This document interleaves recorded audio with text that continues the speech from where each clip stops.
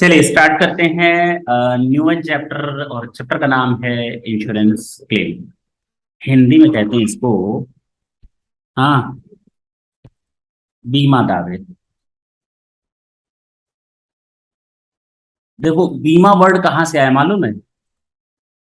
बीमार से। अब जो हमें समझ में आया हमने बोल दिया। एक्चुअली हो सकता है, नहीं भी हो सकता, मुझे नहीं मालूम कहाँ से आया। तो जो बीमार हैं वो लोग अपना बीमा करवाते हैं। चलो, होता क्या है कि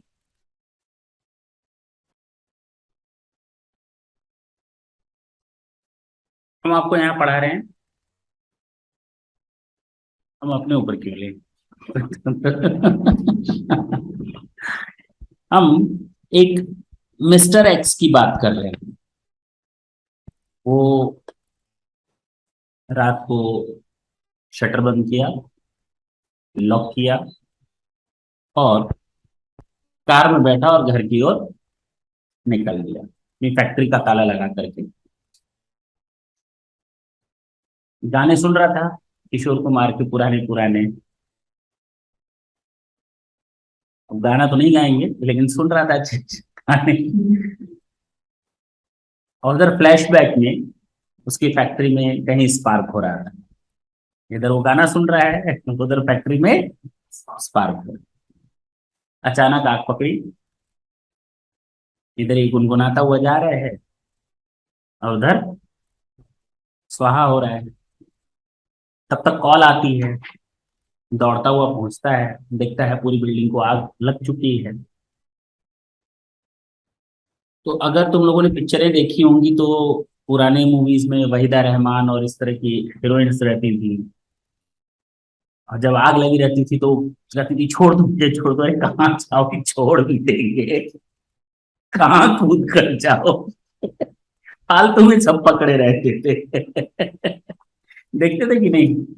अब फालतू में पकड़े हुए, अरे वो पानी लेने जा रही है, पानी भी नहीं लेने जाने दे रहे कि 2 बोतल या 2 बाल्टी फेंक सके। और वो चिल्लाती थी दोनों हाथ में कान रख करके, हाथ रख करके दोनों कान पे ऐसे रखती थी। देखा है नहीं देखा है? यस। पुरानी मूवीज में जब भी कोई हीरोइन चिल्लाती थी तो पहले वो कान कान पे दोनों हाथ रख देती थी ताकि हम बहरे ना हो, सामने वाला बहरा हो जाए। और उसके बाद जिया जोर से चिल्लाती थी नहीं। तो अपने आप को बहरा करने से बचाना। तो वो बंदा गया, पानी नहीं डाला। अब क्या हो सकता है? लॉस तो कभी भी हो सकता है। जब भी लॉस होगा बता करके नहीं होगा। जब भी लॉस होगा बता करके नहीं होगा। जैसे आज इसी का ही हो गया 1 घंटे का लॉस। जब भी लॉस होगा बता करके नहीं होगा। मानते हो इसको?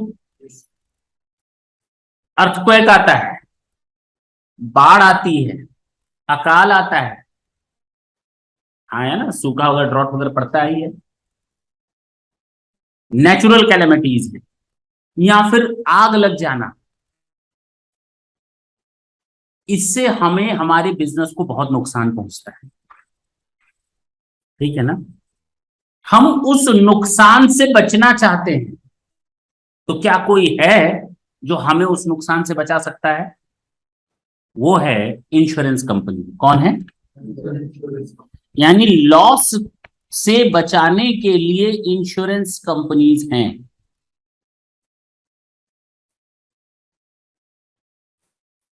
आपने नाम सुना होगा कि 2 तरह की इंश्योरेंस कंपनी होती हैं, एक लाइफ इंश्योरेंस, एक अदर देन लाइफ इंश्योरेंस।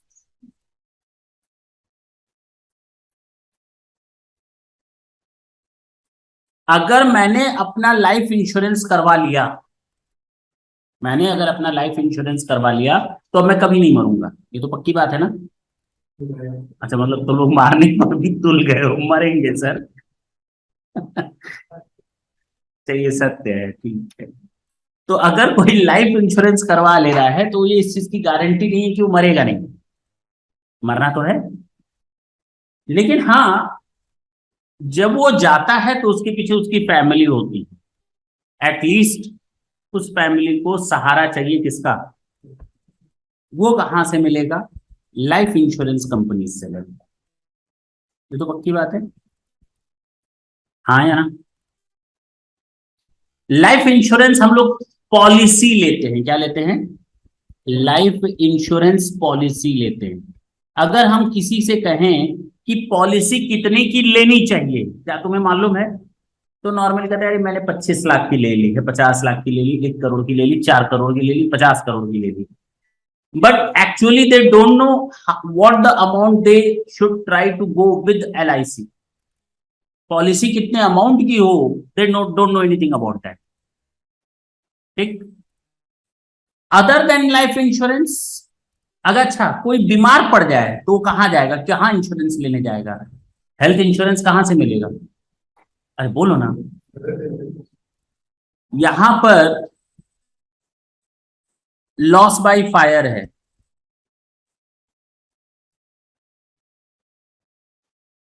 अरे बोलो। लॉस बाय नेचुरल कैलेमिटीज है।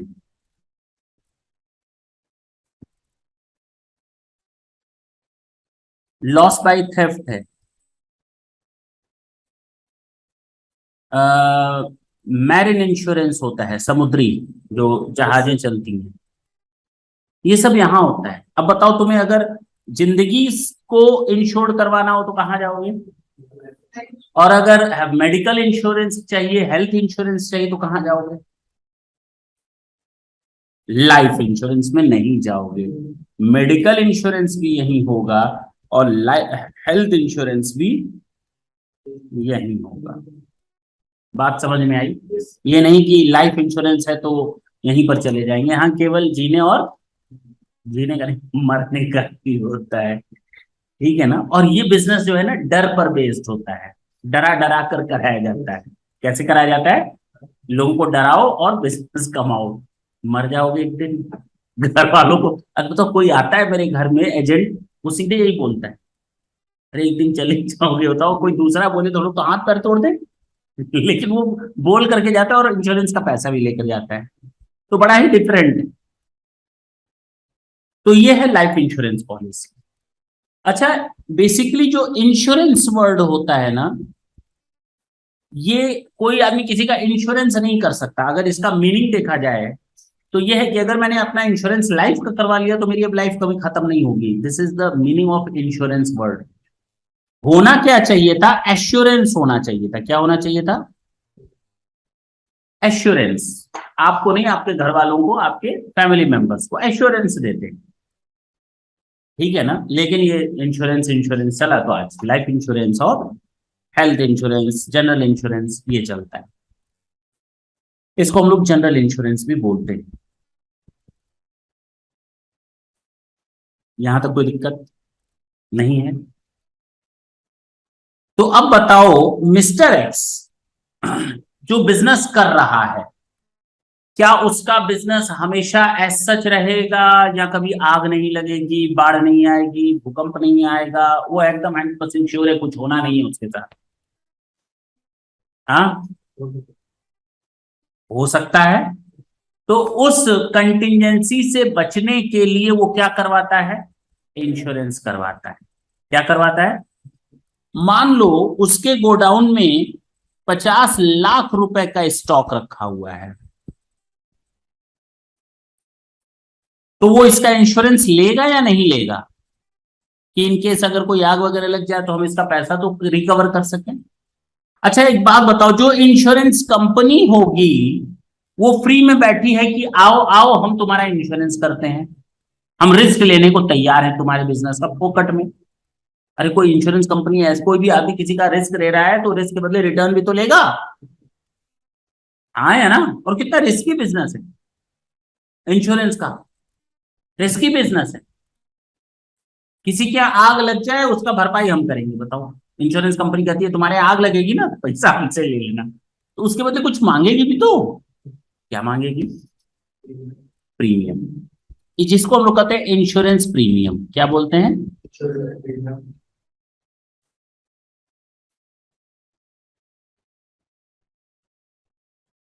इंश्योरेंस प्रीमियम बोलते हैं। पक्का? कितना होगा, जरा 2 मिनट हमको तुम लोग सोच कर बताओ। 50 लाख का स्टॉक हमको इंश्योरेंस करवाना है। In case of any loss the insurance company shall indemnify me और compensate me with ₹50 lakhs। Now what the premium they will ask to pay. वो कितना इंश्योरेंस हमसे मांगेंगे?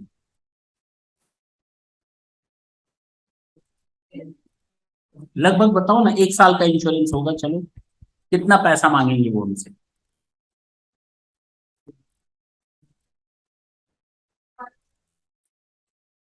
नहीं, 50 लाख रुपए का स्टॉक रहता है हमारे पास। हाँ बताओ भाई, कितना इंश्योरेंस मांगेंगे? हाँ, कितना गलत जवाब है? कितना है? प्रीमियम शायद 10% के हिसाब से, परसेंटेज के हिसाब से। ये इनकम टैक्स पढ़कर यहाँ पर बात।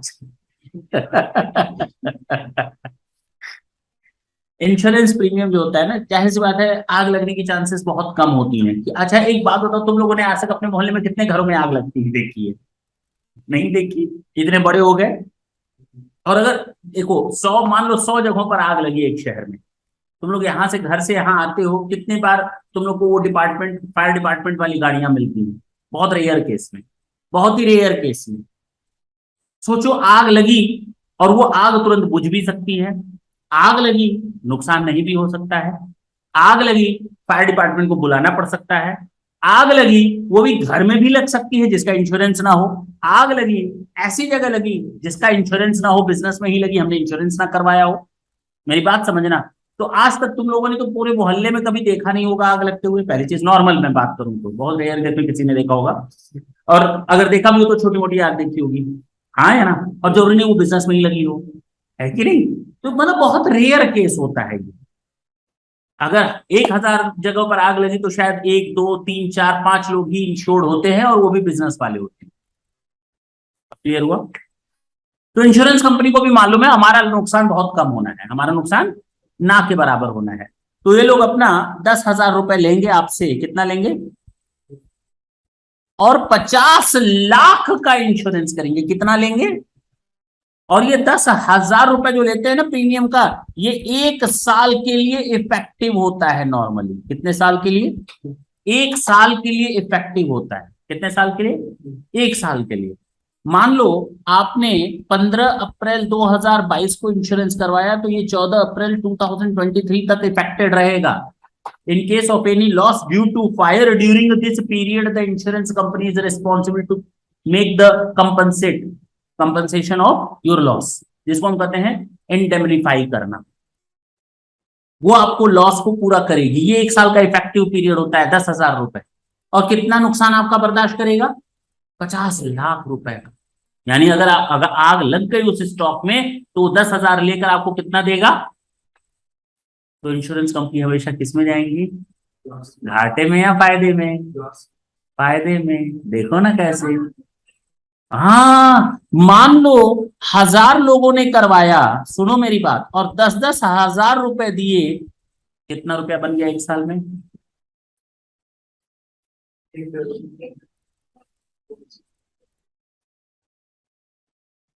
करोड़ या 10 करोड़? चलो मान लेते हैं 1 करोड़ का है कि भाड़ में जाए। और आग एक ही जगह लगी, कितना देना पड़ा इंश्योरेंस कंपनी को? 50 लाख। कितना देना पड़ा? 50 लाख। मेरी बात समझ में आई? तभी तो कंपनी फायदे में रही। देखो नुकसान नहीं। अभी हम लोग देखेंगे, इसका प्रोसीजर देखेंगे, चिंता करने वाले। पहले तो कहानी समझ में आनी चाहिए कि हम लोग पढ़ने क्या जा रहे हैं। अच्छा, यानी मैं एक बिजनेसमैन हूं, मेरे बिजनेस में मैं क्यों अपने ऊपर ले रहा हूं? एक मिस्टर एक्स है। गलत नहीं बोलना चाहिए। एक मिस्टर एक्स है, उसके बिजनेस में आग लगी। ठीक है। हमेशा आदत है ना खुद को, यहाँ तुम लोगों को। देखो, तो एक बिजनेसमैन है, उसके यहाँ आग लग गई, तो उसने अपना इंश्योरेंस हो सकता है कराया हो सकता है ना कराया। तो उस नुकसान से भरपाई के लिए वो इंश्योरेंस करवाता है। और इंश्योरेंस कंपनी अगर उसने इंश्योरेंस करवाया है तो लॉस का कैलकुलेशन करती है। ऐसा नहीं आपने बोल दिया 40 लाख का नुकसान तो इंश्योरेंस कंपनी जेब से निकाल करके आपको दे देगी, ऐसा नहीं है। First insurance company will calculate. और एक बात बताओ, आपके यहाँ आग लगी, भगवान न करे, फिर मिस्टर एक्स के यहाँ आग लगी, और एक बात बताओ, नुकसान हुआ स्टॉक, तो मिस्टर एक्स क्या चाहेगा, ज्यादा से ज्यादा क्या हो, कंपनसेशन मिले। और कंपनी क्या चाहेगी, कम से कम कंपनसेशन देना, वो मील में निकालेंगे, हाँ या ना। अब दोनों लोग लड़ाई करेंगे, ना तो मिस्टर एक्स को इंश्योरेंस कंपनी पर भरोसा है, ना इंश्योरेंस कंपनी को मिस्टर एक्स के अमाउंट पर भरोसा है। मिस्टर एक्स कहता है 50 लाख का नुकसान हुआ, मिस्टर कंपनी कहती है 10 लाख का नुकसान हुआ। अब दोनों में लड़ाई होगी, तो भैया लड़ाई ना करो, हम एक इंडिपेंडेंट थर्ड पार्टी वैल्यूअर, यानी जिसको हम कहते हैं सर्वेयर, उसको अपॉइंट कर देते हैं। यानी इंश्योरेंस कंपनी एक इंडिपेंडेंट पार्टी, जिसको हम लोग सर्वेयर करते हैं, इंश्योरेंस सर्वेयर, वो अपॉइंट हो जाता है।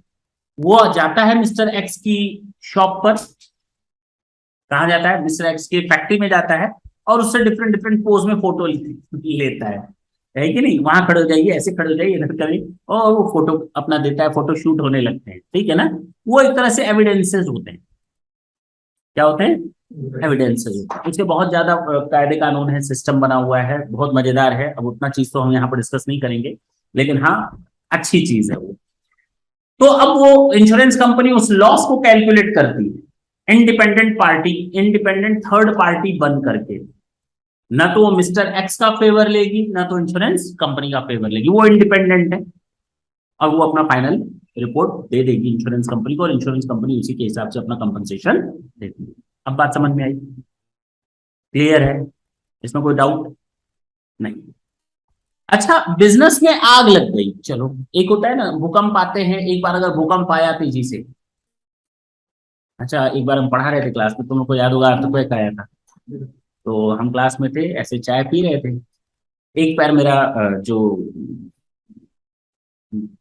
स्टेज होता है उस पर टच था, लकड़ी का था, वुडन का।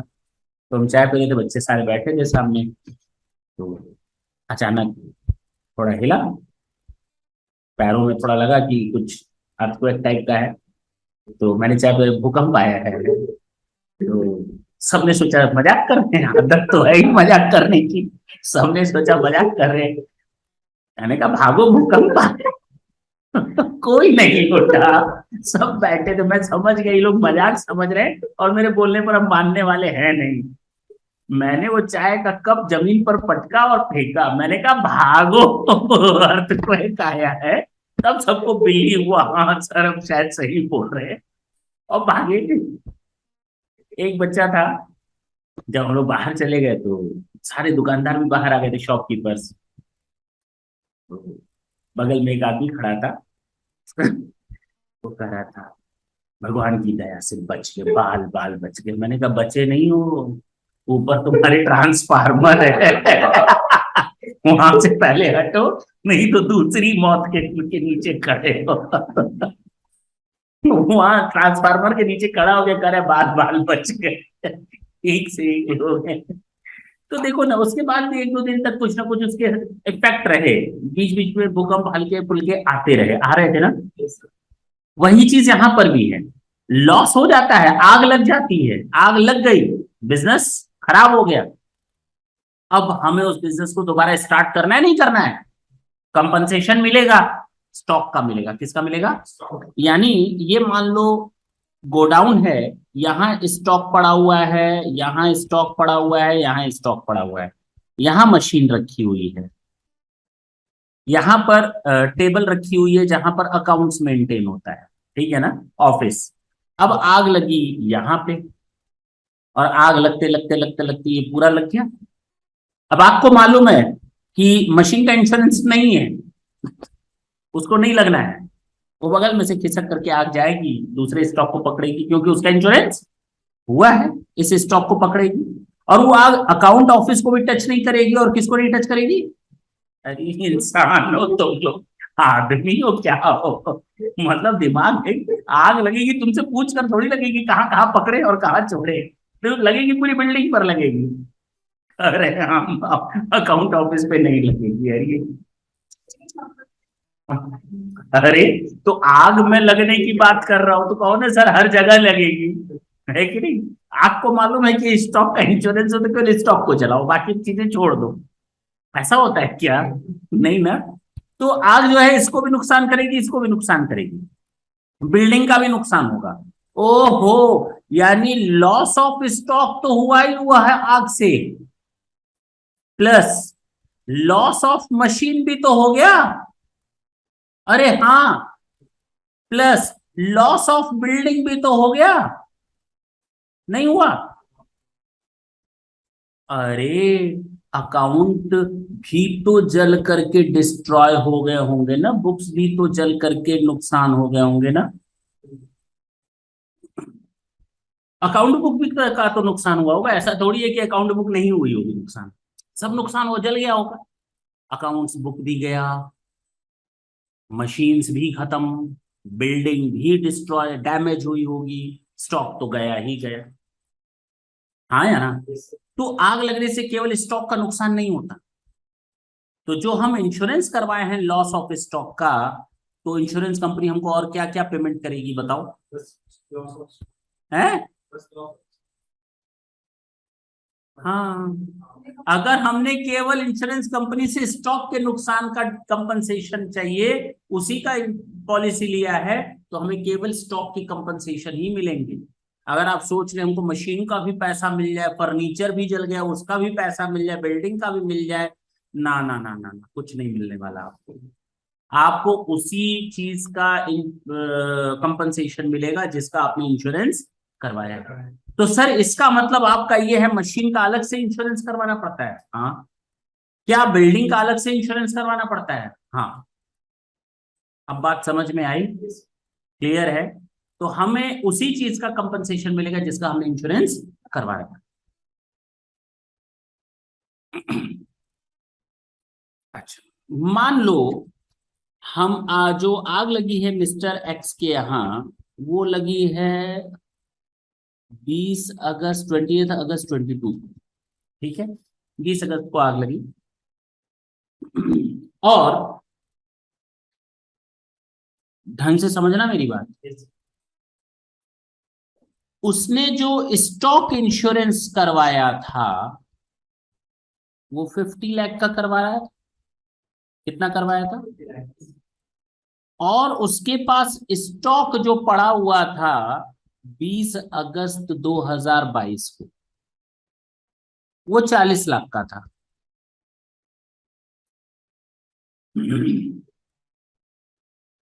तो उसको कंपनसेशन कितना मिलेगा? 40 लाख। कितना मिलेगा कंपनसेशन? 40 लाख।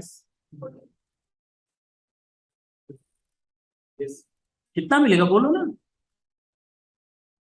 अगर उसके पास स्टॉक था आग वाले दिन 40 लाख का, और उसने स्टॉक का इंश्योरेंस 50 लाख का करवाया था, कितना मिलेगा? अगर उसने 60 लाख का स्टॉक रखा हुआ था और इंश्योरेंस करवाया था 50 लाख का, कितना मिल जाएगा?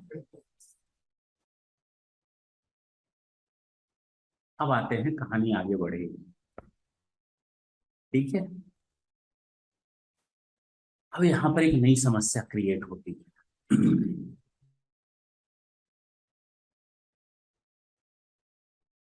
चले, ये एक नया चीज समझ में आया। दूसरा, इस पर कैसे कैलकुलेट करेंगे थोड़ी देर में अपने आप समझ में आएगा, चिंता मत करना। अब जो 20 अगस्त का स्टॉक है, जिस दिन आग लगी, इंश्योरेंस कंपनी पूछेगी ना कितना स्टॉक था तेरे गोडाउन में, तो मिस्टर एक्स कहेगा मालिक 60 लाख का था। इंश्योरेंस कंपनी को मानना पड़ेगा, सर्वेयर को ऐसे ही मान लेगा, आंख बंद करके, वो ऐसे ही अपॉइंट हुआ है, वो कैलकुलेट नहीं करेगा। वो पूछेगा कहां से निकाला तूने 60 लाख, सर्वेयर पूछेगा। तो मालिक कहता है हमें मालूम नहीं रहेगा क्या मेरे पास कितना स्टॉक रहता है कि नहीं? ऐसा नहीं है। जो बुक्स ऑफ अकाउंट है उसके हिसाब से कैलकुलेशन होता है। किसके हिसाब से होता है? यानी हम कहां से कैलकुलेट करेंगे ये? बुक्स ऑफ अकाउंट से। और हमने तो अभी भी बताया था बुक्स ऑफ अकाउंट पे आग नहीं लगती, वो नुकसान नहीं होता। अरे बताया तो, वो भी जल गया है, तो आपके पास तो अकाउंट्स की बुक्स भी नहीं है। अब मालिक कहेगा, मिस्टर एक्स कहेगा आप तो देखिए जल गया, हम तो कल ही देखे थे 60 लाख का स्टॉक है जाते जाते, और सुबह आग लग गई, अकाउंट्स बुक में भी आग लग गई, मान लो। सर्वेयर कहेगा हम मानेंगे नहीं, हम कैलकुलेट करेंगे। क्या करेंगे? यानी 20 अगस्त आपका साल कब से स्टार्ट होता है सर? 1 अप्रैल 22 से स्टार्ट होता है और 20 अगस्त 22 तक आग लगी। यानी ये हमारा साल स्टार्ट हुआ, हम सोचे थे पूरा साल सही से चलेगा, लेकिन हमारे यहाँ आग लग गई कब? 20 अगस्त को ही लग गई। मिस्टर एक्स बोलता है तो हमको अब इस पीरियड का बनाना पड़ेगा फाइनेंशियल स्टेटमेंट, जिसको हम लोग कहते हैं ट्रेडिंग एंड रियल अकाउंट। तो ट्रेडिंग अकाउंट बनाना पड़ेगा। ढंग से सुनना, ट्रेडिंग अकाउंट बनाएंगे किस डेट का सर? 1 अप्रैल 22 का ओपनिंग स्टॉक रखेंगे। डेटा मिल सकता है नहीं मिल सकता? मिल सकता है। कहां से मिल जाएगा? अरे हो सकता है आज की डेट में बहुत जगह आपके डेटा अवेलेबल रहते हैं। एक तो जीएसटी डिपार्टमेंट भी आपसे हर महीने, आग आपके यहाँ लगी है मतलब मिस्टर एक्स के यहाँ, जीएसटी डिपार्टमेंट में तो लग नहीं गई। अकाउंट्स बुक आपके यहाँ खत्म हुई है, ऐसा तो नहीं आपको लगता है अच्छा यहाँ भी लगे हैं तो वहां भी लग जाए? ऐसा तो है नहीं। वो वहां पर सेफ है। हाँ, मजाक थोड़ी कर रहे हैं, वहां पर सेफ है अकाउंट्स बुक। तो हम लोग वहां से स्टॉक ले सकते हैं ना। जीएसटी डिपार्टमेंट हुआ, इनकम टैक्स डिपार्टमेंट हो गया, सारी चीजें अब ऑनलाइन होने लगी है। और जो आदमी इंश्योरेंस करा रहा है वो छोटा मोटा आदमी नहीं होगा, लाखों का इंश्योरेंस करवाया होगा, तो इसका मतलब वो अपनी बुक्स ऑफ अकाउंट मेंटेन कर रहा होगा। इन्फॉर्मेशन टेक्नोलॉजी का जमाना है, तो अकाउंटेंट के पास हो सकता है बैकअप रखा हुआ हो, क्लाउड स्टोरेज रखा हुआ होगा दुनिया भर के। तो आज की डेट में ये सोचना कि हमारे पास अकाउंट्स नहीं है ना के बराबर है, ये भी थोड़ा गलत लगता है। आपका अकाउंट्स कहीं ना कहीं मेंटेन रहता है अगर आप इस लेवल के बिजनेसमैन हो तो। ठीक है ना? तो ओपनिंग स्टॉक कई जगहों से मिल सकता है। पिछले साल का हमने पब्लिश्ड डेटा रहा होगा, जब आप लोग बुक पढ़ेंगे तो बुक्स में ये होगा आउटडेटेड चीजें, बहुत पुरानी पुरानी चीजें लिखी हैं कि पब्लिश डेटा रहता है, न्यूज़पेपर में डेटा पब्लिश हुआ था, कहीं डिपार्टमेंट में जाकर बैंक में जमा किया था, वहां से मिल जाएगा तमाम तरह से। तो वो तब का है जब हम लोग इतना इन्फॉर्मेशन टेक्नोलॉजी या क्लाउड वगैरह सिस्टम नहीं था अकाउंटिंग का। अब चूंकि है, बैकअप रख सकते हैं तो कोई दिक्कत नहीं। तो अब ओपनिंग स्टॉक आपको पता चल सकता है, आपको परचेजेस पता चल सकता है। अब तो परचेज के डिपार्टमेंट में भी ज्यादा जा रहा है, अपलोड हो ही रहे हैं डिटेल्स, वहां से भी निकल सकता है जीएसटी डिपार्टमेंट से। अलग से अगर आपने कहीं अकाउंट्स मेंटेन किए वहां से निकल सकता है। तो आपको परचेज रखना पड़ेगा इस पीरियड का, 1 अप्रैल से लेकर के 20 अगस्त तक का जो परचेज है, 1 अप्रैल से लेकर के 20 अगस्त तक का जो परचेज है वो रख लेंगे। यहां पर लिख लिया, हाँ या ना? और सेल इसी पीरियड का 1 अप्रैल से लेकर के 20 अगस्त तक का जो सेल होगा वो हम यहाँ रख लेंगे। और हमें मालूम है पिछले सालों के हिसाब से हम जीपी रेशियो निकाल सकते हैं, नहीं निकाल सकते? तो जीपी निकाल लेंगे। अब हमारे पास जो बचेगा बैलेंसिंग फिगर वो क्लोजिंग स्टॉक की तो होगा, 20 अगस्त को जो पड़ा होगा, नहीं होगा? तो ये परसेंटेज बेसिस पर जीपी निकल जाएगा, क्लोजिंग स्टॉक निकल जाएगा आपका as on the date of the fire. हाँ या ना? जो क्लोजिंग स्टॉक होता है 20 अगस्त को जितना स्टॉक जला वो हमें सामने पता चल गया। क्या सारा स्टॉक जल जाता है? आग गोडाउन में लगी, हो सकता है कुछ स्टॉक मेरे एजेंट के पास पड़ा हुआ हो, ये क्लोजिंग स्टॉक है। गोडाउन में इतना स्टॉक पड़ा था, कुछ स्टॉक मेरे एजेंट के पास रहा होगा, कुछ स्टॉक मेरे घर पे रहा होगा, कुछ स्टॉक ट्रांजिट रहा होगा, रास्ते में रहा होगा। हाँ या ना? हो सकता है ना? कुछ stock sold on approval basis पर रहा होगा। तो अगर आग मेरे गोडाउन में लगी है तो इन लोगों के यहाँ भी अपने आप लग जाएगी, यानी वो स्टॉक सेफ है। यानी हमारा जो है इतना स्टॉक माइनस कर दो, ये नुकसान नहीं हुआ। यानी नुकसान कहाँ हुआ? गोडाउन वाला। अब गोडाउन में आग लगी, क्या सारा स्टॉक जलकर खत्म हो जाता है? हो सकता है पानी वानी पड़ा हो, कुछ स्टॉक बच गया हो। तो ये तो कैलकुलेट हो गया स्टॉक गोडाउन में, इसमें से माइनस कर दो सैल्वेज वैल्यू, जितने का स्टॉक बच गया है। बोलो ना? तो ये हमारा लॉस आ जाता है, लॉस ऑफ स्टॉक। मान लो हमारे पास गोडाउन में पड़ा हुआ था 60 लाख का, कितने का? और सैल्वेज बच गया 5 लाख का, कितने का? तो इसका मतलब मेरे पास स्टॉक कितने का पड़ा हुआ था? 55 लाख। और हमने इंश्योरेंस कितने का लिया था? 50 लाख का। हाँ या ना? वापस पहुंच गए उस क्वेश्चन पे। अच्छा एक बात बताओ, हमको इंश्योरेंस लेना कितने रुपए का चाहिए था? हमको इंश्योरेंस लेना कितने रुपए का चाहिए था? 60 या 55? एटलीस्ट जितना हमारे पास गोडाउन में स्टॉक रहता है उतना तो इंश्योरेंस लेना चाहिए था। यानी we should have taken insurance of loss of stock equal to ₹60 lakh. हाँ या ना? और हमने लिया कितने का? लेना कितने का चाहिए था? और हमने लिया कितने का? तो 60 लाख में 50 लाख रुपए का इंश्योरेंस लिया है। तो बेटा 55 लाख में कितने का? नहीं समझे मेरी बात?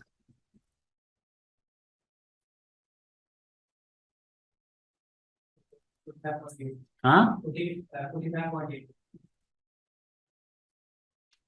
मेरी बात समझे?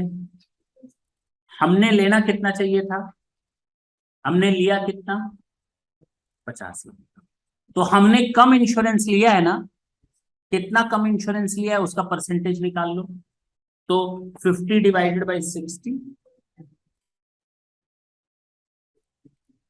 सॉरी 50 डिवाइडेड बाई 60, सॉरी, कितना आया? 83%। हमने इंश्योरेंस जितना स्टॉक मेरे पास गोडाउन में रहता है उसका 83% ही हमने लिया है। जितना गोडाउन में रहता है, तो जितना नुकसान हुआ है उसका 83% ही लो। पूरा नुकसान हम कैसे मान लें? बोलो ना। पूरा नुकसान कैसे मान लें? तो हमें इसको प्रोपोर्शनेट करना पड़ता है। अरे बात समझ में आई नहीं आई? बाकी जो नुकसान हुआ होगा, किसका नुकसान हुआ होगा? अनइंश्योर्ड स्टॉक का नुकसान हुआ होगा। और अनइंश्योर्ड स्टॉक को क्यों देने जाएगा इंश्योरेंस कंपनी? अनइंश्योर्ड स्टॉक को क्यों देने जाएगा इंश्योरेंस कंपनी? बात समझ में आई?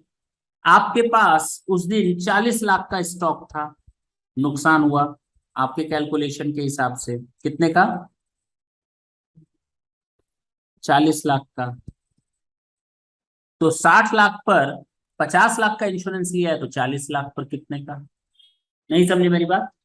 क्योंकि जो स्टॉक हमने इंश्योरेंस कम किया है, 40 लाख का अगर स्टॉक पड़ा हुआ है तो उसमें कुछ अनइंश्योर्ड भी तो होगा, नहीं होगा?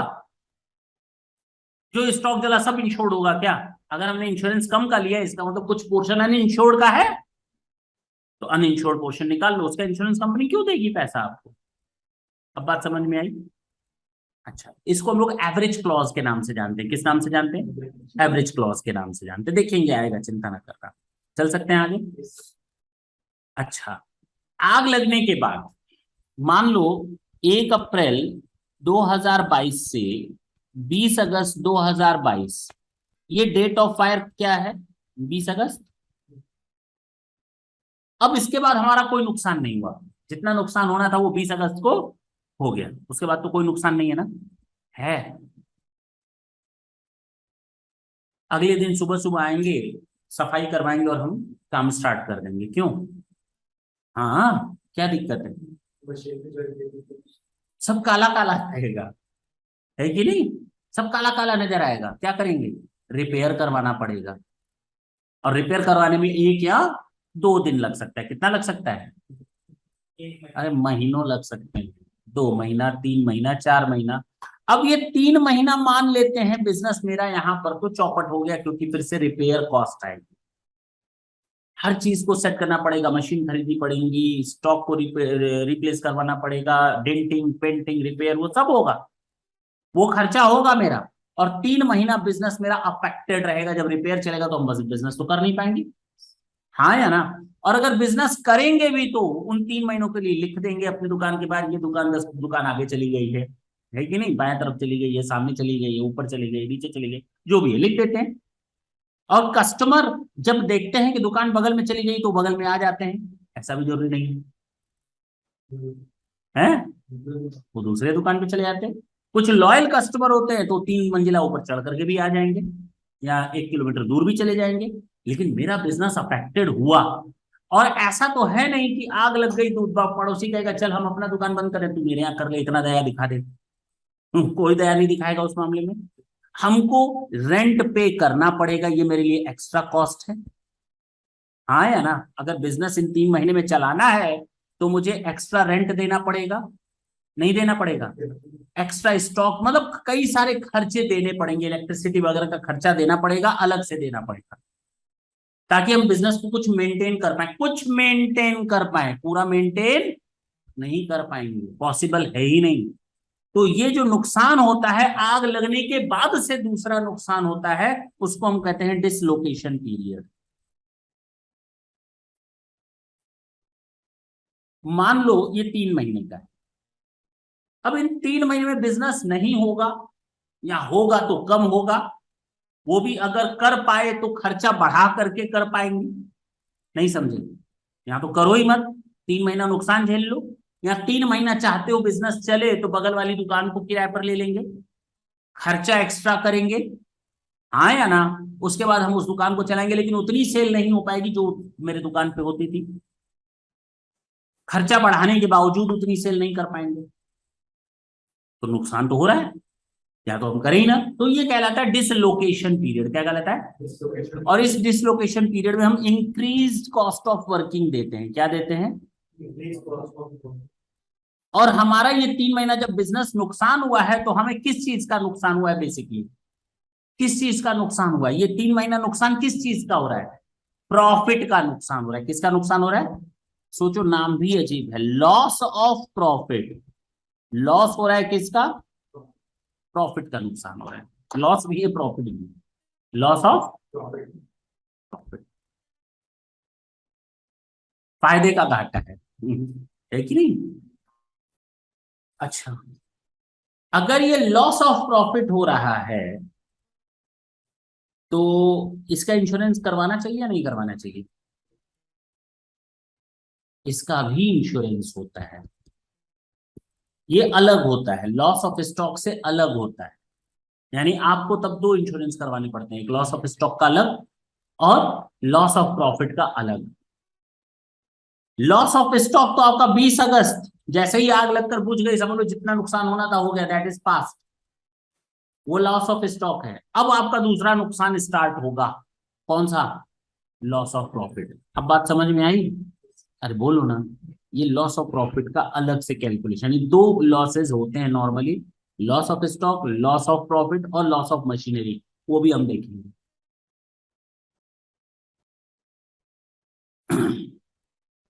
अच्छा, जो इंडेमनिटी पीरियड होती है, इंडेमनिफाई पीरियड होता है, या तो डिसलोकेशन पीरियड हो 3 महीना, या जो पीरियड कवर्ड है इंश्योरेंस में उसमें लिखा हुआ हो कि हम 2 महीने का देंगे। क्या देंगे? जो भी लॉस ऑफ प्रॉफिट होगा 2 महीने का वो देंगे। तो period covered under the insurance and the dislocation period actual which ever is less, insurance company जो कम होगा उसी का तो कंपनसेशन करेगी, उससे ज्यादा का क्यों करेगी भाई? अगर 2 महीना कम है तो ठीक है 2 महीना। और डिसलोकेशन पीरियड 3 महीना है और 4 महीने का हमने इंश्योरेंस करवाया था, तो 3 महीने बाद बिजनेस तो नॉर्मल हो गया आपका, तो ले लो 3 महीने का नुकसान, तो जो दोनों में से कम हो। तो डिसलोकेशन पीरियड या period covered under the insurance policy, जो दोनों में से कम होगा वो हमारा इंडेमनिफाई पीरियड कहलाएगा। क्लियर है? तो एक चीज तो समझ में आई इंश्योरेंस के लिए कि इंश्योरेंस हमारे लिए फायदे का सौदा होता है, हमको लेना चाहिए। हम जो यहाँ पर इंश्योरेंस पढ़ने जा रहे हैं, कवर करने जा रहे हैं, बेसिकली वो इंश्योरेंस कवर करने जा रहे हैं जो आग लगने से होता है हमारे बिजनेस को नुकसान। हम यहाँ लाइफ इंश्योरेंस की बात नहीं करने जा रहे हैं, हम यहाँ लाइफ इंश्योरेंस की बात नहीं करने जा रहे हैं, हम अदर देन लाइफ इंश्योरेंस की बात करने जा रहे हैं, लॉस ऑफ स्टॉक की बात करने जा रहे हैं, लॉस ऑफ मशीनरीज की बात करने जा रहे हैं, बिजनेस से रिलेटेड, अकाउंट से रिलेटेड, और लॉस ऑफ प्रॉफिट की बात करने जा रहे हैं। ठीक।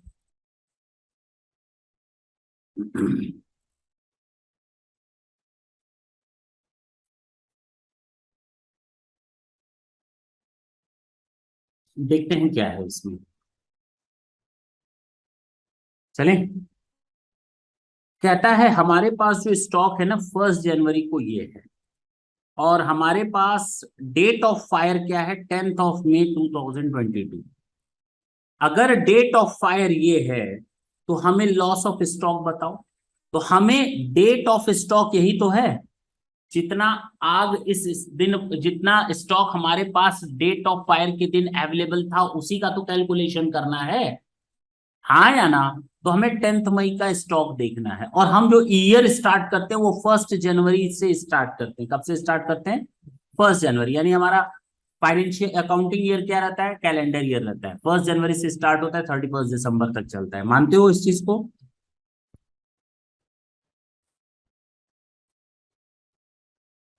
10 मई 2022। यानी हमारे पास 1 जनवरी का ओपनिंग स्टॉक रहना चाहिए, नहीं रहना चाहिए? हमारे पास परचेजेस रहने चाहिए, नहीं रहने चाहिए? अच्छा, ओपनिंग स्टॉक किस दिन का रहना चाहिए? 1 मई का। और क्लोजिंग स्टॉक किस दिन का हो जाएगा? 10 मई, जिस दिन आग लगी। अरे बोलो ना। Stock as on the date of fire. पक्का? और बाई सेल्स। हमें अगर ये डेटा मिल जाए,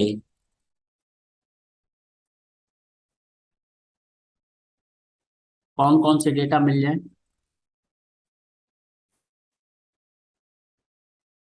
हमें अगर ये मिल जाए, ये मिल जाए, ये मिल जाए, तो हम जीपी निकाल सकते हैं ना? कैसे निकालेंगे जीपी? पास्ट ईयर्स के डेटा के बेसिस पर, पिछले सालों के हिसाब से। तो हमारे पास बैलेंसिंग फिगर यही तो बचेगा। हम डायरेक्ट तो क्लोजिंग स्टॉक कैलकुलेट नहीं कर सकते। हमें एक बार पता चल जाए ओपनिंग स्टॉक कितना था और इतने महीनों में हमने इतना खरीदा था, इतना बेच दिया था, इतना हम नॉर्मल प्रॉफिट कमाते ही कमाते हैं, तो बाकी जो बचा क्लोजिंग स्टॉक, क्या ये एक्यूरेट फिगर है या नहीं? नहीं। ये एक एस्टिमेटेड फिगर होती है नॉर्मली। जब हमारे पास एक्चुअल स्टॉक का डेटा है ही नहीं, जल करके खाक हो गया, तो जो भी कैलकुलेट होगा वो एस्टिमेशन के बेसिस पर होगा। तो ये जो निकलता है ये एस्टिमेशन के बेसिस पर होता है। हम लोग डिफरेंट सोर्सेस से वो डेटा कलेक्ट करते हैं। समझ में आया कौन कौन सा डेटा कलेक्ट करना है? अच्छा, जरा देखते हैं क्या है। क्वेश्चन में कहता है कि हमारे पास 1 जनवरी 2021 को स्टॉक था 5 लाख का, 21 को। ओ यानी पिछले साल के भी ओपनिंग को बता रहा है। 31 दिसंबर 2021 पिछले साल का ओपनिंग स्टॉक बता रहा है। बोलो, कितना बता रहा है? 5 लाख का स्टॉक बता रहा है। वो भी 1121 को बता रहा है। अच्छा, फिर कह रहा है 1122 को स्टॉक 5 लाख है, ओपनिंग भी उतना, क्लोजिंग भी उतना। तो हमारा बाई क्लोजिंग स्टॉक, यही क्लोजिंग स्टॉक तो अगले साल क्या बन जाता है? ओपनिंग। तो 1122 को 5 लाख बोल रहा है। इसका मतलब ये हुआ कि ये 31 दिसंबर को भी 5 ही लाख रहा होगा। पिछले साल का क्लोजिंग, इस साल का ओपनिंग, तो 31 दिसंबर 2021 हो गया। अच्छा, जरा बताओ, सेल्स परचेजेस कितना दिया हुआ है? 21 का, पिछले साल का परचेज दिया, इस साल का परचेज नहीं दिया है। किस कब का दिया है? पिछले साल का। कितना है परचेज?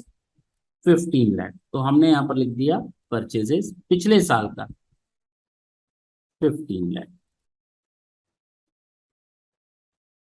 ये 21 का। अच्छा, purchase till the date of fire कितना दिया हुआ है? 6 लाख। तो यानी कि 1 जनवरी से स्टार्ट हुआ, आग लगने की डेट तक 6 लाख का हमारा परचेज हुआ है अभी तक का। ये डिफरेंट डिफरेंट सोर्सेज से कलेक्ट किया होगा सर्वेयर ने। अच्छा, 20 लाख का सेल है पिछले साल का, तो पिछले साल वाले में नोट कर लें। बाई सेल कितना है? 20।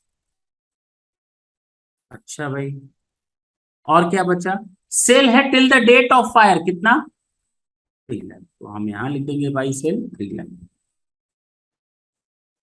अब जरा देख, कुछ बचा? नहीं। हमारे पास ये सारे डेटा आ गए। यहां दो चीजें मिसिंग हैं, ग्रॉस प्रॉफिट और क्लोजिंग स्टॉक। तो ग्रॉस प्रॉफिट कहां से निकाल सकते हैं? पिछले साल के डेटा से नहीं निकाल सकते। तो नॉर्मली हमें पिछले साल का डेटा दिया रहता है ताकि आप जीपी निकाल सकें नॉर्मली। तो हम लोग ग्रॉस प्रॉफिट निकाल लेते हैं। कितना आया? 8 लाख 20। 5 लाख आ रहा है ना? 20 में से 20, 20 में से 25 में से 20 या 5 लाख। अच्छा, जीपी रेशियो कितना हो जाएगा बता सकते हो? 5 लाख है 20 लाख पर, तो 100 पर कितना होगा? 25%। हाँ या ना? और यही जीपी हम यहां पर प्लेस कर सकते नहीं कर सकते? तो 3 लाख का 25% कितना आ जाएगा? 75,000।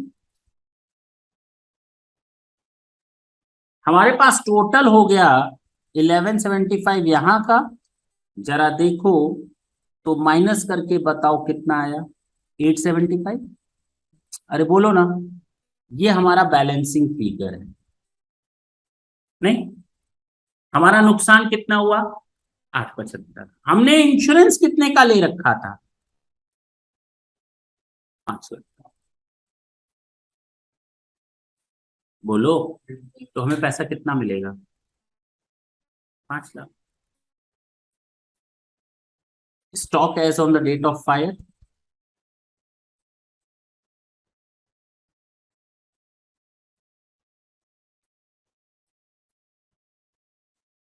8,75,000।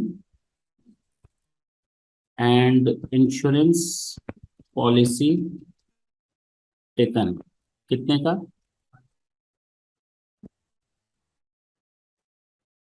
कंपनसेशन कितना मिलेगा?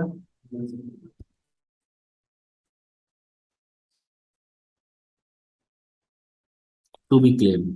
कितना क्लेम करेंगे हम? 5 लाख। बात खत्म। अब इसमें से सैलरीज वगैरह हमें डिटेल नहीं दिया, हम ज्यादा आगे नहीं बढ़ गए। बात खत्म। This is your answer. Note करना है। हमें एक चीज तो समझ में आई कि हमें पिछले साल का डेटा दिया है, बेसिकली अभी इस क्वेश्चन में वो जीपी निकालने के लिए। सर, हो सकता है जीपी हर साल का सेम ना रहता हो। जीपी हर साल का सेम कैसे करेंगे? देखेंगे उसको। नोट करो। तबीयत ठीक नहीं है क्या इसकी? नोट कर लो इसको।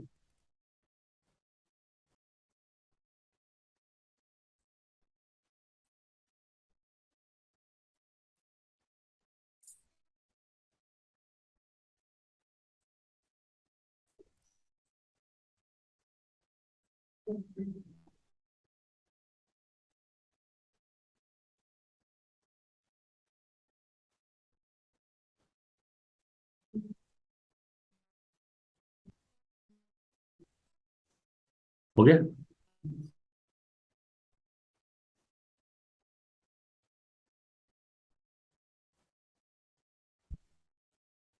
क्वेश्चन नंबर 2 देखें।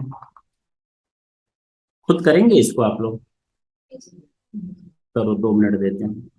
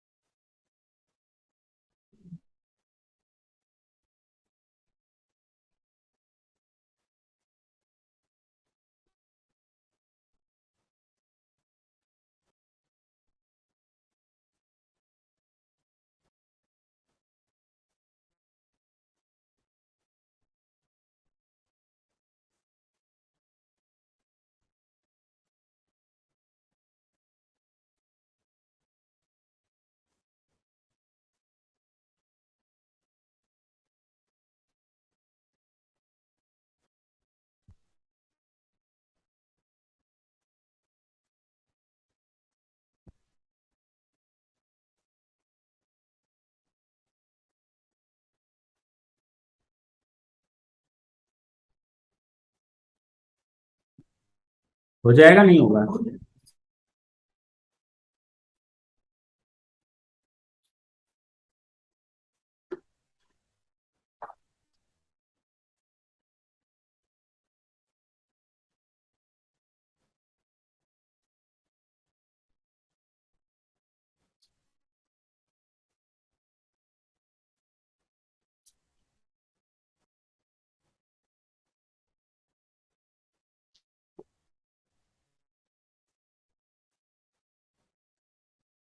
हम करें?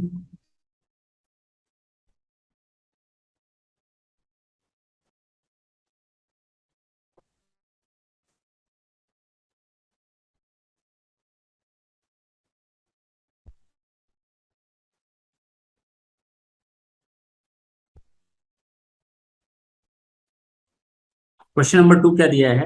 एवरेज स्टॉक दिया है हमें, ना ओपनिंग स्टॉक मालूम है ना क्लोजिंग स्टॉक मालूम है, लेकिन इतना मालूम है क्लोजिंग स्टॉक है वो 20,000 लेस देन ओपनिंग स्टॉक। अच्छा, परचेज लास्ट ईयर का दिया है, सेल लास्ट ईयर का दिया है, डेट ऑफ फायर हमारे पास ये है, purchases up to the date of fire and sales up to the date of fire.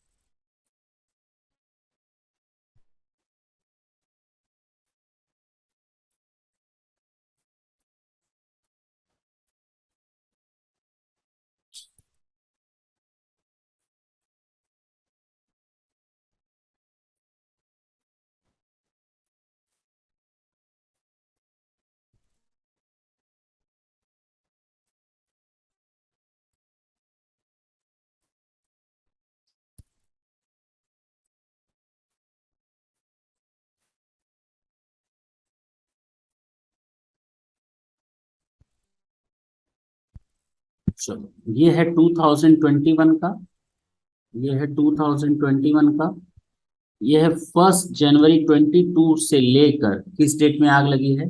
10 नवंबर 22 को।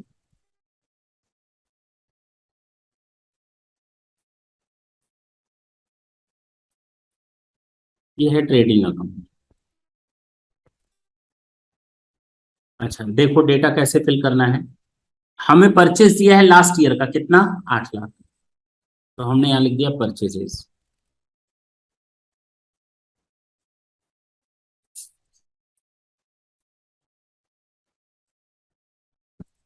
लास्ट ईयर में। हमें दिया हुआ है सेल 12 लाख का लास्ट ईयर का, बोलो। तो हमने 22 सेल लिख दिया लास्ट ईयर में 12 लाख।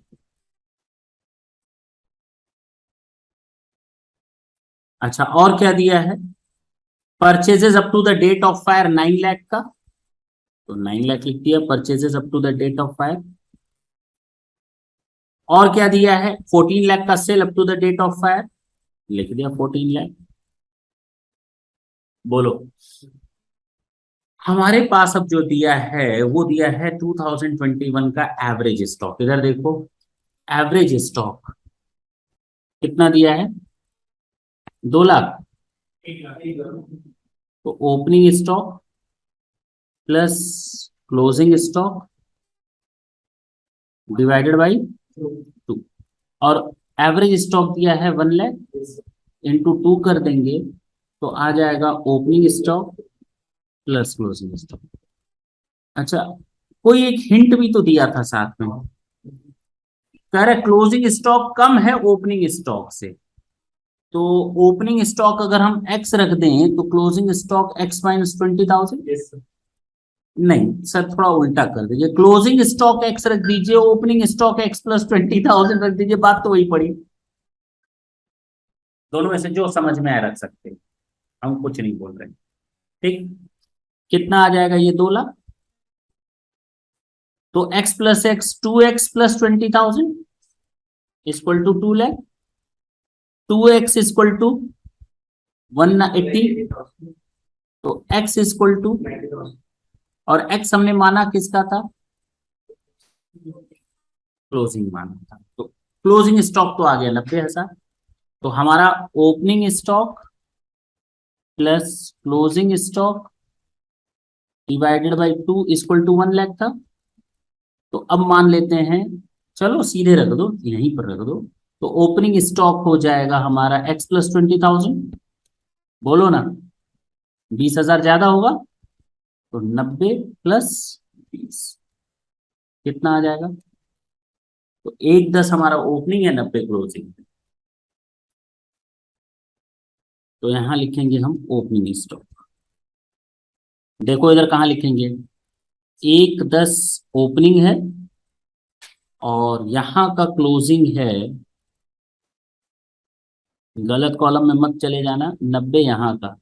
और जो यहाँ 90 क्लोजिंग होगा वही अगले साल यहाँ 90,000 आ जाएगा। पक्का?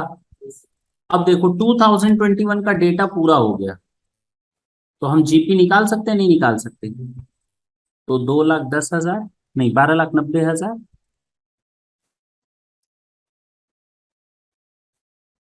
तो जीपी कितना आ गया?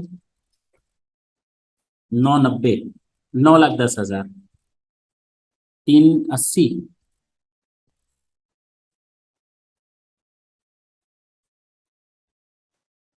हाँ आ गया 380। अब जीपी रेशियो निकालना हो, जीपी रेशियो 2021 में लिखूंगा। किस साल का निकाल रहे हैं? लास्ट ईयर का। तो 3,80,000 का प्रॉफिट हुआ है कितने रुपए की सेल पर? 12 लाख। तो 100 पर कितना? 66। ये आ गया। Now we don't have any given any information regarding 2022 whether the GP ratio would be the same or not, or there would be any fluctuation or not. If nothing is given in the question, then we can assume that the rate of GP shall be same. तो हमारा ये same रहेगा। GP इसके लिए कितना हो जाएगा? 14 लाख का।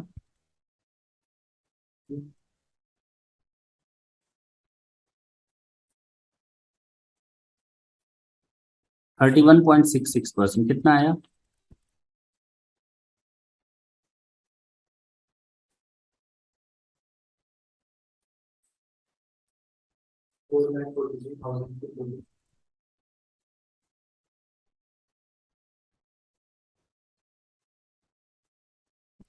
ओके।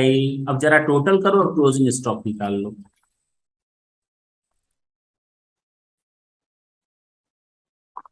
14, 35, 36,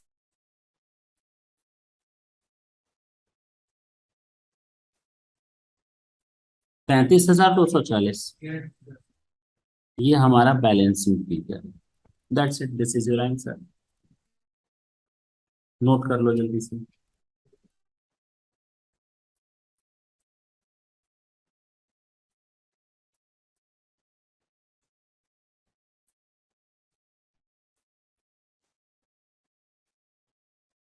हो गया?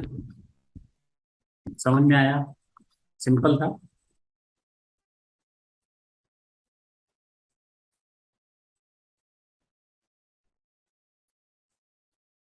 यानी अभी तक हम लोगों ने जितने क्वेश्चन देखे वो किस पर हैं? लॉस ऑफ स्टॉक पर। लॉस ऑफ प्रॉफिट पर तो अभी हम गए ही नहीं हैं। मशीनरी के लॉस पर तो अभी हम गए ही नहीं हैं। अभी हम लोग जो देख रहे हैं, क्या देख रहे हैं? Loss of stock. इस डेट के बाद से जो कैलकुलेशन होगा, इस डेट के बाद से ये जो डेट है 10 नवंबर 2022, डिसलोकेशन पीरियड का, वो लॉस ऑफ प्रॉफिट।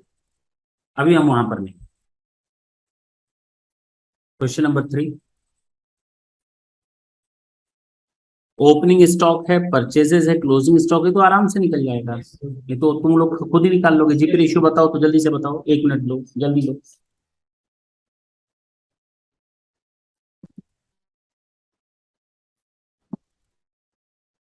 हाँ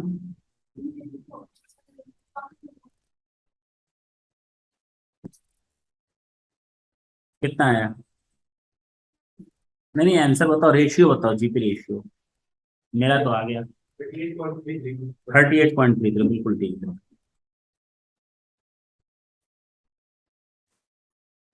निकाल लोगे? ये आंसर है। बच्चों वाला क्वेश्चन है भाई। GP ratio, GP upon sales into 100। ठीक है ना? आ जाएगा आंसर। क्वेश्चन नंबर 4 देखो। थोड़ा नया आया, देखते हैं क्या है। सेल्स दिया है 8 लाख, क्लोजिंग स्टॉक निकालना है इसमें। सेल्स दिया है 8 लाख, दें 1 मिनट, करोगे? करो। क्वेश्चन नंबर 4 करो।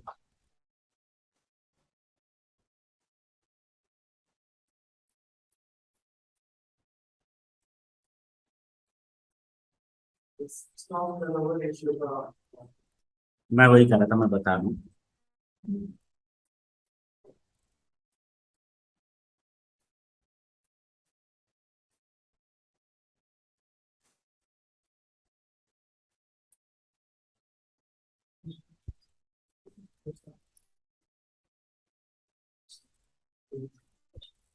आने दो। इसमें दिया है, जो हमने बताया था लास्ट टाइम तुम लोग को कॉस्टिंग वगैरह में अब पढ़ाया होगा, तो ये टाइम्स में दिया है। और मैंने कहा था दो तरह से निकलता है, स्टॉक टर्नओवर रेशियो पीरियड में भी निकलता है और टाइम्स में भी निकलता है। चलो फिलहाल तुम जो बता रहे हो उल्टा बता रहे हो।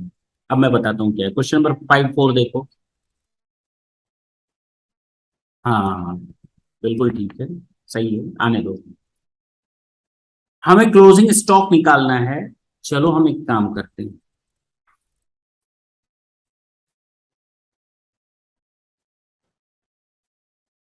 2 मिनट लगेगा, टफ नहीं है। ट्रेडिंग अकाउंट,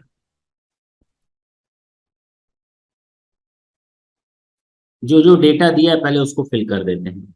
सेल्स दिया है 8 लाख, तो हमने लिख दिया बाई सेल्स 8 लाख। हमसे कहता है क्लोजिंग स्टॉक निकालो, तो क्वेश्चन मार्क लगा दें। अरे बोलो ना। कहता है जीपी रेशियो 20% ऑफ सेल्स, तो यहां पर जीपी निकला कितना?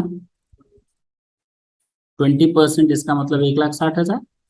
सेल पर सीधे सीधे निकल जाएगा। कहता है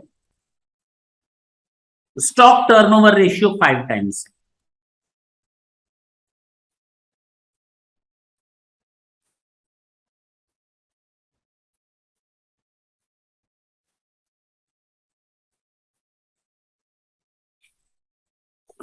हमने इसका फॉर्मूला नहीं भी बताया है वैसे। और मैंने कहा था रेशियो एनालिसिस में डिटेल में हम लोग सीखेंगे स्टॉक टर्नओवर कैसे कैलकुलेट किया जाता है, debtors turnover, creditors turnover, asset turnover, total asset turnover, हाँ या ना, लेबर टर्नओवर। तो stock cost, stock turnover ratio का है cost of goods sold upon average stock. ये टाइम्स में आंसर देता है। कितना टाइम्स दिया है? 5 टाइम्स। और कॉस्ट ऑफ गुड्स सोल्ड के लिए सेल्स माइनस जीपी भी लिख सकते हो। Sales minus divided by average stock equal to 5। Sales कितना है? 8। और जीपी कितना है? 160 divided by average stock equal to 5। हम बोल सकते हैं 5 into average stock equal to 6,40,000। तो इसका मतलब average stock equal to divided by 5 हो जाएगा। ये आ रहा है। अच्छा, एवरेज स्टॉक निकल गया, और एवरेज स्टॉक का मतलब होता है opening stock plus closing stock divided by 2 equal to 128। यही तो निकला एवरेज स्टॉक। इसका मतलब opening stock plus closing stock equal to 256। अच्छा, कुछ हिंट दिया था क्वेश्चन में। क्लोजिंग स्टॉक 10% ज्यादा है ओपनिंग से, तो 10% ज्यादा है, तो अगर इसको हम एक्स रख देते हैं, इसको 1.1x रखेंगे। 10% ज्यादा है। अरे अगर इसको 100 रखेंगे तो उसको 110 रखेंगे। क्लोजिंग स्टॉक ओपनिंग से 10% ज्यादा है, तो अगर ये 1x है तो इसका 10% और जोड़ दो, क्लोजिंग स्टॉक हो जाएगा। तो इक्वल टू 2,56,000। तो ये हो जाएगा 2.1x equal to 2,56,000। X equal to, यानी ओपनिंग स्टॉक कितना आ जाएगा?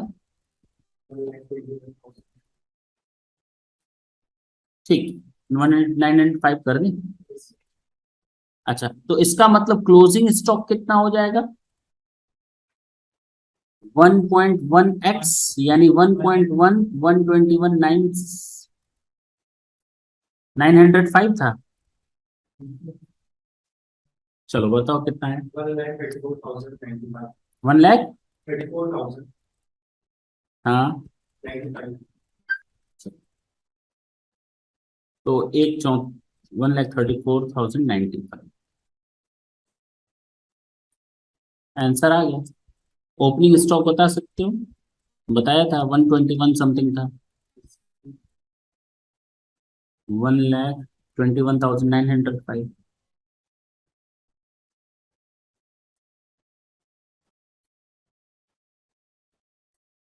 परचेजेस आराम से आ जाएगा, निकाल लो।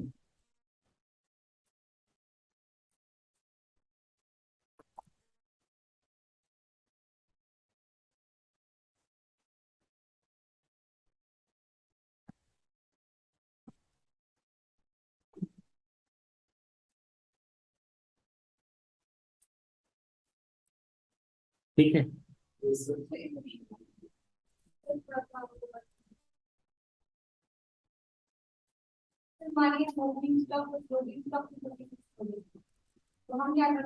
माइनस कर सकते हैं डायरेक्ट।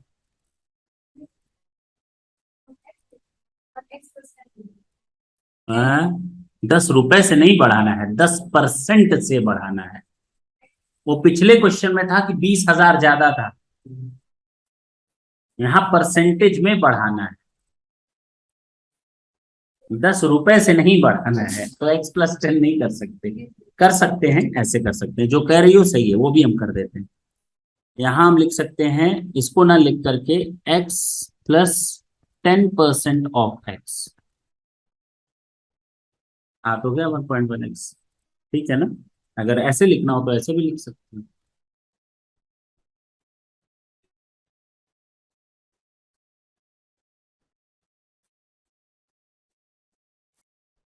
ठीक है ना? ये कौन सा क्वेश्चन था? फोर्थ।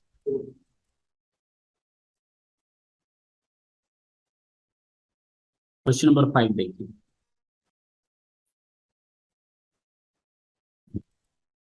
चलें। A fire occurred in the premises of Mr. X on 15th of June. तो date of fire is given 15 June 2022। बोलो। And a considerable part of the stock was destroyed. Stock नुकसान हो गया।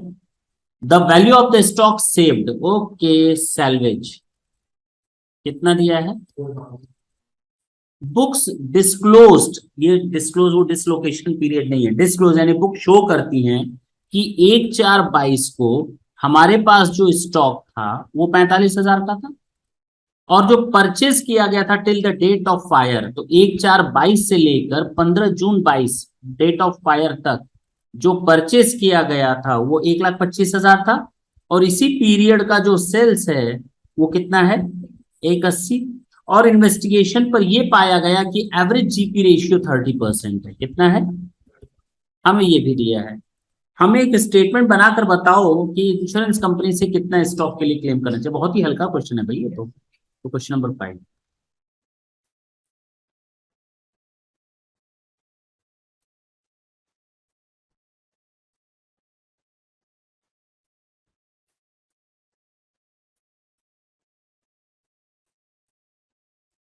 Trading account 10 जून को आग लगी है, 15 जून को। तो 1 अप्रैल 22 से लेकर 15 June 2020 opening stock plus purchases by closing sales by closing stock. हमें यही निकलना है, क्लोजिंग स्टॉक किस दिन का? 15 जून का निकालना है, बोलो ना। और यहाँ जीपी दिया हुआ है क्वेश्चन में, पिछले 5 सालों का एवरेज जीपी कितना चल रहा है? तो कह रहा है स्टॉक है 45 का, परचेजेस है 125 और 180 सेल। तो अगर 180 है, 30% 54,000 होगा। क्लोजिंग स्टॉक नहीं निकल आएगा? नहीं निकल आएगा।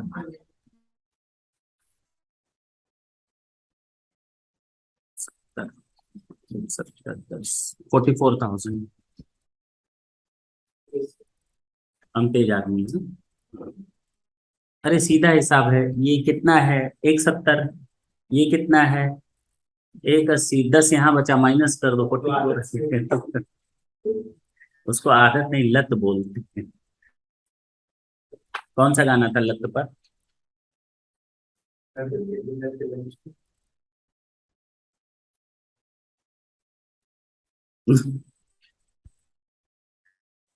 जरा देखो, सैलवेज कितना है स्टॉक का, जरा बता सकते हो? 4,000 बच गया, तो टोटल स्टॉक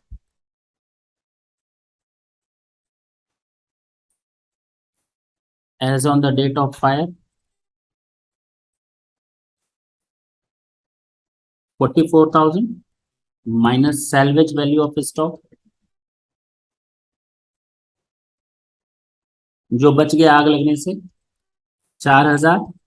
इसको हम कहते हैं ग्रॉस क्लेम, क्या देते हैं? दिस इज योर आंसर, इतना हम क्लेम करेंगे।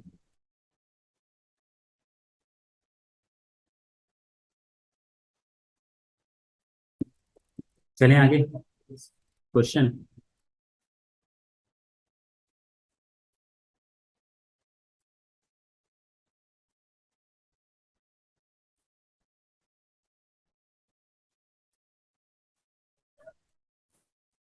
हो गया ये लोग।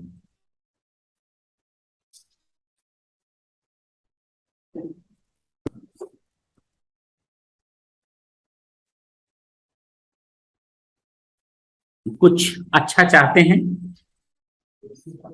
कुछ हम बढ़िया चाहते हैं, तो बेसिक फालतू के क्वेश्चन थे नहीं। ये आज का सेशन बेसिकली हमको पूरा चैप्टर क्लियर करना था लॉस ऑफ स्टॉक के बारे में। अब सारे बेसिक्स चीजें हो गई, अब हम लोग थोड़ा एडवांस लेवल पर बढ़ेंगे, ठीक है? देखो कहता क्या है, परचेज किया है, सॉरी, 15 जून को आग लगी है, तो डेट ऑफ फायर है 15 जून को। हम यहाँ समरी बनाते जा रहे हैं। डेट ऑफ फायर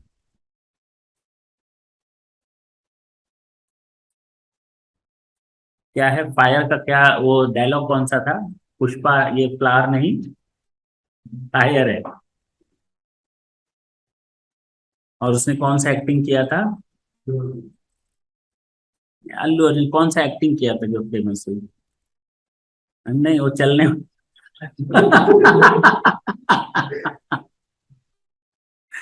चला देखो, देखिए मूवी देखे थे ये, अच्छी थी। हमने नहीं देखी, हम 10 मिनट देखे, हम समझ गए क्या भागा है। हैं? 15-20 मिनट देखे होंगे, उस पर छोड़ दी। देखो इधर, स्टॉक एट कॉस्ट, ये देखो ना, हमें 15 जून का है, हमें ये तो समझ में आ रहा है हमारा ईयर कौन सा होता है, कैलेंडर ईयर होता है डेटा से। तो हमारा ये ईयर स्टार्ट हुआ होगा 1 जनवरी 22 से 15 जून 22। इसका मतलब हमें अगर डेटा दिया है 11/21, तो पिछले साल का दिया है, ये भी पिछले साल का क्लोजिंग स्टॉक दिया है। परचेज और लेस रिटर्न पिछले साल का ही है, वेजेस भी पिछले साल का है, सेल्स लेस रिटर्न।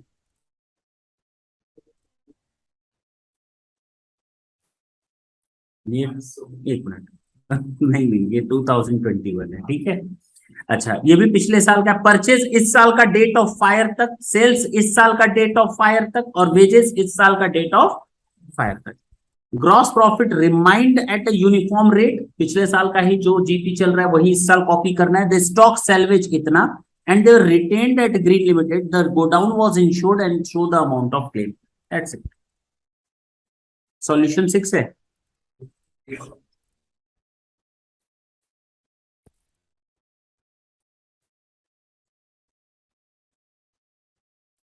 दोनों एक ही में बना दे रहे हैं।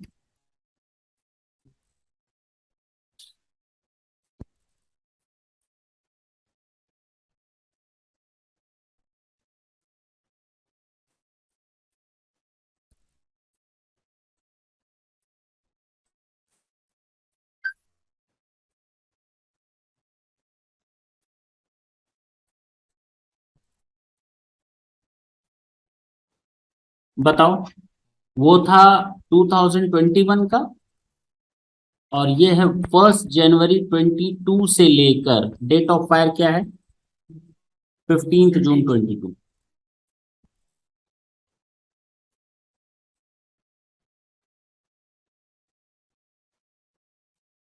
चलो, यहां लिखेंगे हम लोग क्या, बताते जाओ।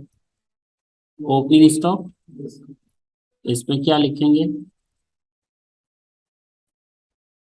वेजेस भी था ना। इसके बाद ये क्या आ जाएगा?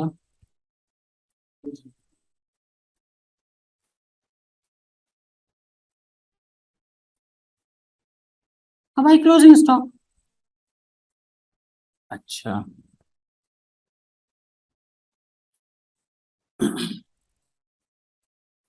1/1/2021 को 60,000 है। क्लोजिंग स्टॉक दिया 84,000। तो जो यहाँ का क्लोजिंग स्टॉक होगा वो यहाँ ओपनिंग स्टॉक बन जाएगा। बहुत बढ़िया। 5,08,000 का परचेज लेस रिटर्न है फॉर द ईयर, तो लास्ट 3 ईयर का बता रहा होगा। वेजेस 20,000 का ईयर का है। और सेल्स लेस रिटर्न कितना है? 7,20,000। आगे कहता है 180 परचेज इस समय का है till the date of fire, और 246 है इस साल का till the date of fire. Wages है 16,200 till the date of fire. बस ना। अच्छा, जीपी रेशियो निकाल सकते हो? जीपी आया कितना? 2,16,000। कितना परसेंटेज होता है?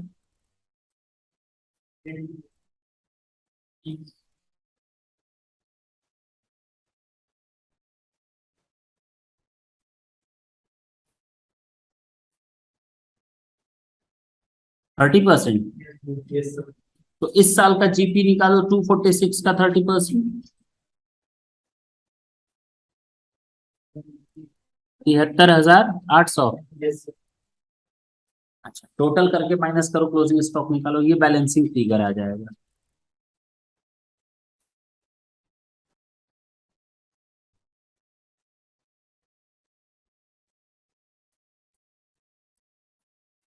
समझ में आ रहा है ना? तेज नहीं ना भाग रहे? पता। हाँ, 1,08,000। अच्छा, 600 भी है? नहीं आएगा। नहीं आएगा। एग्जैक्ट आएगा 1,08,000। चलो, स्टॉक सेल्वेज है 7,200 का। तो value of stock as on the date of fire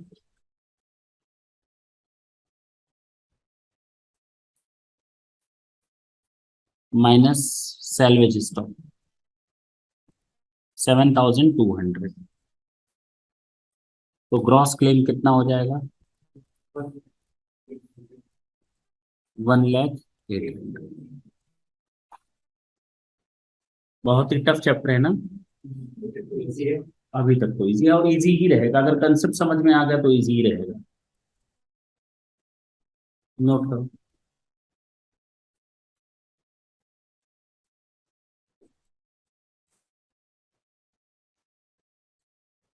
थोड़ा जल्दी करना होगा। मैं कुछ कहानी बताना चाहता हूँ ताकि नेक्स्ट सेशन में जब हम लोग आगे बढ़ें तो वो चीज दिमाग में सेट रहे कहीं ना कहीं। हल्का सा 5 मिनट।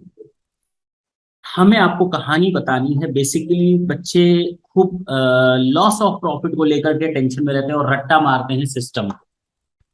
है क्या? कोई भी चीज बहुत ही सिस्टमेटिक चलती है, कंसेप्ट बेस पर चलती है। जैसे तुम लोगों ने लॉस ऑफ स्टॉक का देखा, that is your conceptual based. In the same way we are need to do with loss of profit also. हम लॉस ऑफ प्रॉफिट पढ़ा रहे हैं, बट लेकिन नेक्स्ट सेशन में पहले हम लॉस ऑफ स्टॉक पर 2-3 क्वेश्चन करेंगे।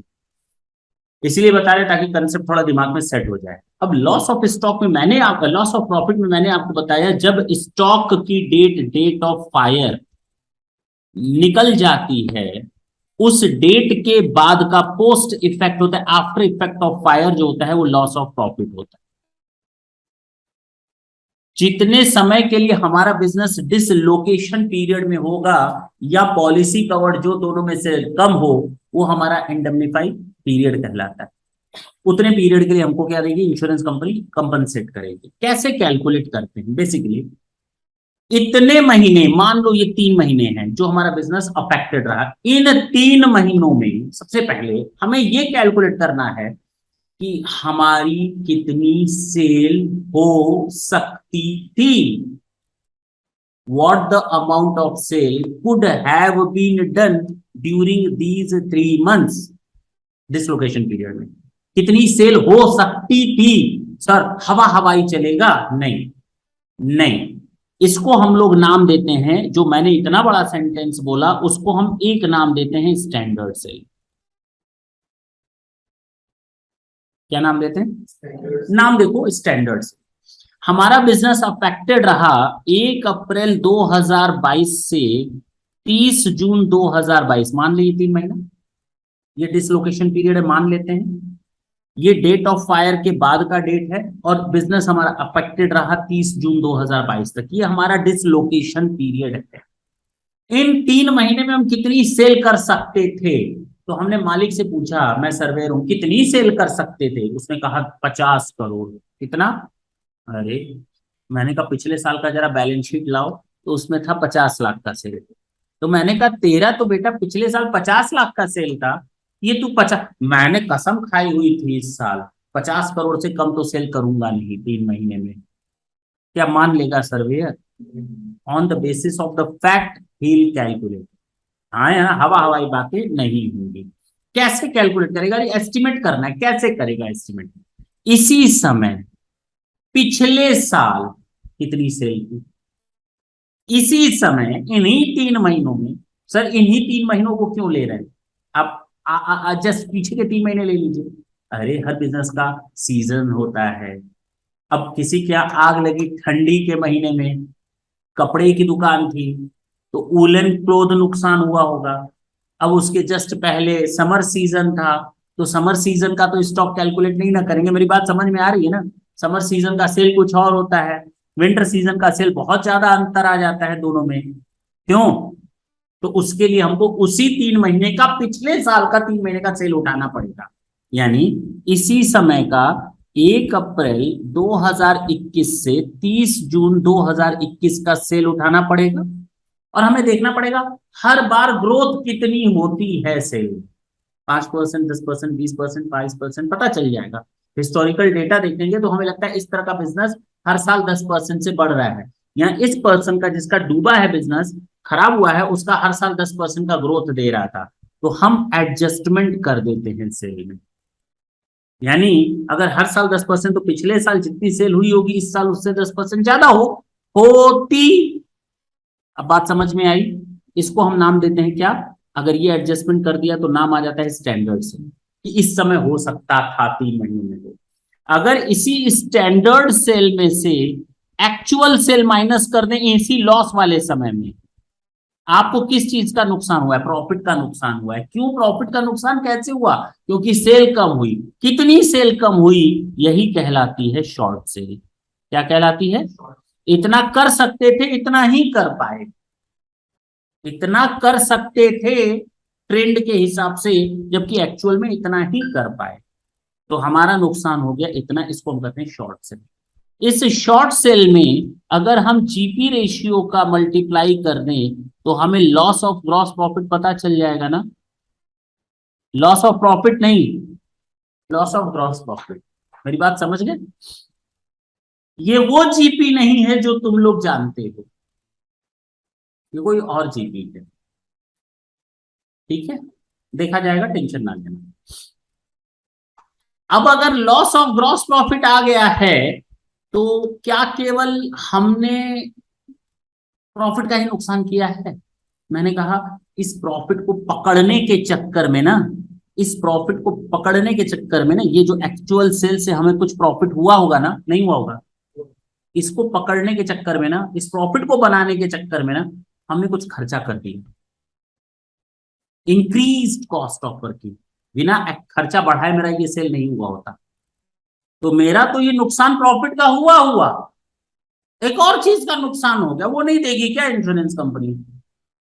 टोटल मेरा प्रॉफिट का नुकसान क्या है? यहाँ तो खर्चा बढ़ रहा हो उससे प्रॉफिट का नुकसान हो, यहाँ सेल कम हो रहा हो उससे प्रॉफिट का नुकसान हो, यहाँ सेल कम भी हो रहा है और खर्चा बढ़ भी रहा है। मेरी बात समझना। तो ये कम सेल होने का इतना नुकसान plus increased cost of working का नुकसान। अरे बोलो ना। अब इंक्रीज कॉस्ट ऑफ वर्किंग जब कैलकुलेट करेंगे, वो इन तीन में से जो सबसे कम होगा ना वही लेंगे। इन तीन में से जो सबसे कम होगा ना उसी को यहां ले लेंगे। अरे बोलो ना। ये हमारा लॉस ऑफ प्रॉफिट है। अभी पूरा नहीं हुआ, जरा देखो।